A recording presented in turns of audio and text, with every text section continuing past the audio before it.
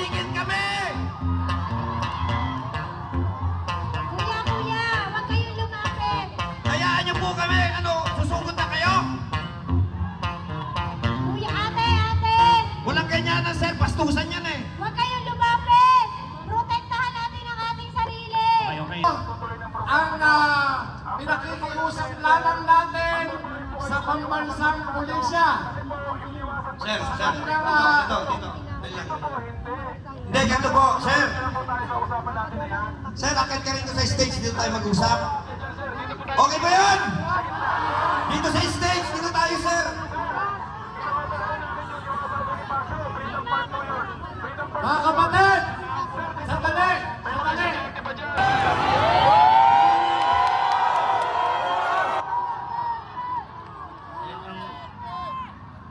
Yan kasi sir problema sa inyo. Wala kaming leader dahil kinuha nyo. Ibalik nyo. Sino kakausapin nyo? Kami lahat. Volunteer lang kami.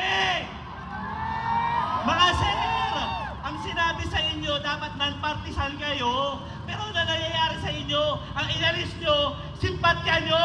Tingnan nyo mga mukha nyo. Nakadiretso lang kasi bawal kayong magsalita. Ano mangyayari sa inyo? Ano mangyayari pa nagsalita kayo? Sir. May tanong po ako. May tanong ako, sir. Sagutin mo to. Walang maingay. Dito po. Sir, Hindi kami pwede pumunta dyan. Baka dali nyo kami sa dahig. Takot kayo. May Ako takot tanong kayo lang po. eh. Kuya, Para sandali. marinig ng lahat. Kuya, sandali. May tanong lang ako. Sir, kung sakali po ba na ngayong gabi na to hanggang sa mga susunod na araw, hindi kami aalis dito, i-disperse nyo ba kami? Ano po sagot nyo, sir? Sir, wala nang batas! Gumagawa lang kayo ng dahilan para patahimigin kami! Kaya mo sila. Sir, ganito lang, makinig kayo. Mga Lodi Cake, makinig kayo. Maniwala kayo dyan. Hindi tayo magkasya sa kulungan. Wala ka sila mapakain sa kulungan. Ngayon na nakakulong, ang dami-dami. Takot-takot pa tayo sa...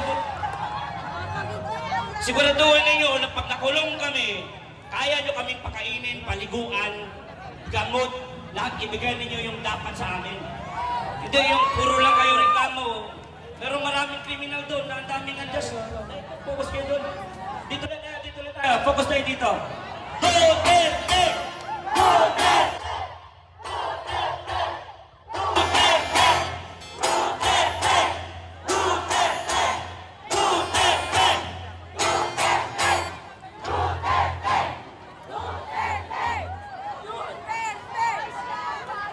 Sino ang nakamemorize na kantang?